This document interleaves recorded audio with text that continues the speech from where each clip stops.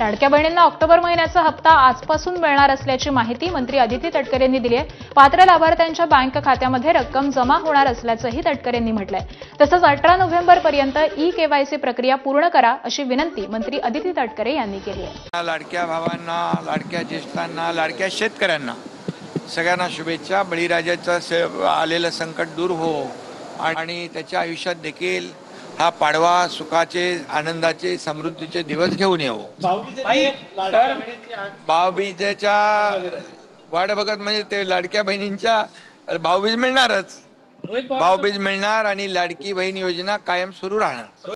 मी हे स्पष्ट करू इच्छितो की लाडकी बहीण योजना कधीही बंद होणार नाही, कारण आमच्या महायुती सरकारने लाडकी बहीण योजना सुरू केली केवळ आणि केवळ त्यांच्या जीवनामध्ये परिवर्तन यावं, त्यांचं जीवन सुखी, समृद्धी, आनंदी व्हावं आणि ते स्वतःच्या पायावर आमच्या लाडक्या बहिणी उभ्या राहाव्या, यासाठी आम्ही निर्णय महायुती सरकारने घेतला। आणि आता ई-केवायसी, आता विरोधक जे अफवा पसरवत आहेत, ई-केवायसीमुळे असं होईल तसं होईल, परंतु ई-केवायसीमुळे हे आधार कार्ड लिंक होईल आणि आपल्याला ही पद्धत जी आणखी सोपी होईल, सुलभ होईल आणि त्यांना पैसे मिळतात ते सुलभतेने त्यांच्या खात्यामध्ये जमा होतील, पारदर्शकता त्याच्यामध्ये येईल आणि त्याचबरोबर ज्या योजना, इतरही योजना ज्या आहेत लाडक्या बहिणींसाठी, त्या योजनांची देखील माहिती त्यांना मिळेल आणि त्यामुळे ई-केवायसीमुळे कुठलाही संभ्रम मनामध्ये कुणी ठेवू नये। ई-केवायसीमुळे आणखी सुलभता, आणखी पारदर्शकता आणि सुटसुटीतपणा येईल आणि लाडकी बहीण योजनेचे पैसे त्यांच्या खात्यामध्ये वेळेवर जमा होतील। आणि पुन्हा एकदा मी सांगतो, विरोधकांच्या अफवांवर कुणीही विश्वास ठेवू नये। जेव्हा आम्ही सुरू केलं योजना त्याही वेळेस विरोधकांनी याचा खूप अपप्रचार केला, परंतु लाडकी बहीण योजना कधीही बंद होणार नाही हे मी पुन्हा एकदा सांगतो, कारण मुख्यमंत्री माझी लाडकी बहीण योजना ही गेम चेंजर योजना ठरली आणि या महाराष्ट्रामध्ये जे लँडस्लाईड विक्ट्री जी मिळाली त्याच्यामध्ये लाडकी बहीण योजनेचं देखील सिंहाचा वाटा आहे। शेतकऱ्यांचा, सगळ्यांचा, सर्वसामान्य लोकांच्यामुळेच या महाराष्ट्रामध्ये विधानसभेमध्ये लँडस्लाईड विक्ट्री मिळाली। त्यामुळे ज्या योजना आम्ही सुरू केल्यात त्या कधीही बंद होणार नाही, ज्या योजनांची आम्ही घोषणा केली आहे त्या देखील आम्ही टप्प्याटप्प्याने सुरू करणार। बिलकुल लाडक्या बहिणींनी घाबरण्याची, चिंता करण्याची आवश्यकता नाही। आम्ही सरकार म्हणून आणि त्यांचे लाडके भाऊ म्हणून आम्ही त्यांच्या लाडक्या बहिणींच्या पाठीशी खंबीरपणे उभे आहोत। त्यामुळे कुठलीही चिंता आणि काही त्यांनी या योजनेबद्दल संभ्रम मनामध्ये ठेवण्याचं, शंका मनामध्ये ठेवण्याचं काही कारण नाही।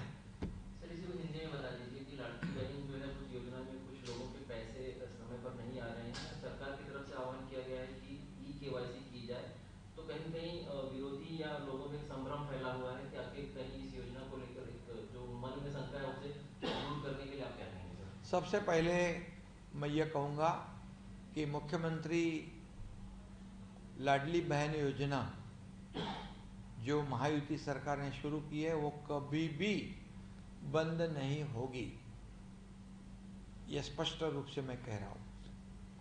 और ई-केवायसी का जो मामला है ये आधार कार्ड लिंक होगा और ये जो सिस्टम है और सिस्टम ट्रांसपेरेंस होगी और ट्रांसपेरेंसी आएगी, उसमें सुलभता आ जाएगी और हमारी लाडली बहनों के अकाउंट में पैसे बराबर जमा हो जाएंगे।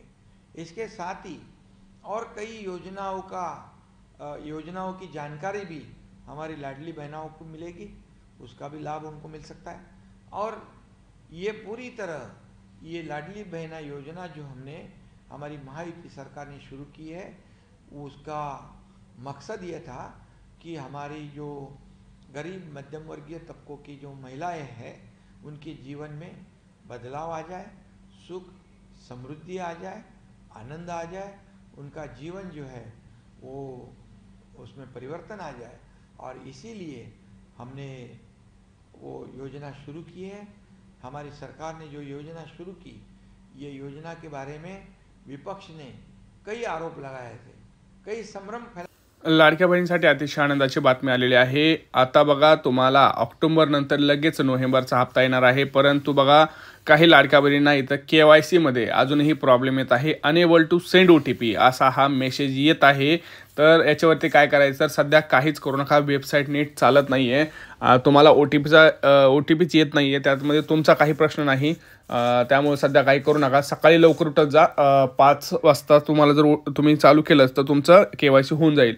दुसरा म्हणजे बघा भरपूर लाडक्या बहिणींचं नाव पात्र या लाभार्थी यादीमध्ये नाही। जेव्हा आधार कार्ड टाकतात तेव्हा त्यांना सदर आधार क्रमांक योजनेच्या पात्र यादीत समाविष्ट नाही असा मेसेज येतोय, त्यामुळे त्यांना आता नोव्हेंबरचा हप्ता मिळणार नाही। लक्षात घ्या, ऑक्टोबरच्या हप्त्यानंतर लगेच आजपासून नोव्हेंबरचा हप्ता हा वाटपाला सुरुवात होणार आहे, कारण निवडणुका अगोदरच लाडक्या बहिणींना आपलं जे काही स्थानिक स्वराज्य संस्थांच्या निवडणूक आहे त्याच्या अगोदरच लाडक्या बहिणीच्या खात्यात नोव्हेंबरचा हप्ता देखील वाटप करण्याचा सरकारचा निर्णय आहे।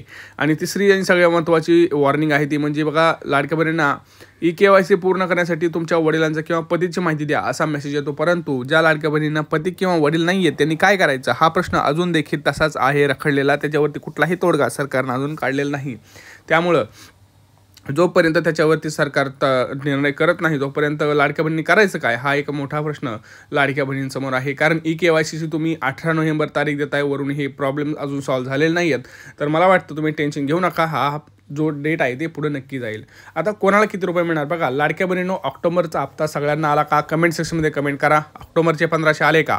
ज्या लाडक्या बहिणींना ऑक्टोबरचे 1500 आले त्यांना नोव्हेंबरचे 1500 100% येणार आहे, तुम्ही KYC करा अथवा न करा। त्यामुळं लाडक्या बहिणींना बघा ऑक्टोबर आणि नोव्हेंबरचे मिळून 3000 झाले। दुसरी गोष्ट, लाडक्या बहिणींना गॅस सिलेंडरचे पैसे येतील, म्हणजेच तिथे 2500 आणि हे 3000 5500 रुपये लाडक्या बहिणींच्या खात्यात येणार आहे। भरपूर लाडक्या बहिणींचं अर्ज पडताळणीमध्ये नाव गेलेलं आहे, त्यामुळं तुम्ही टेन्शन घेऊ नका, पुनर्अर्ज पडताळणीसाठी अर्ज करू शकता।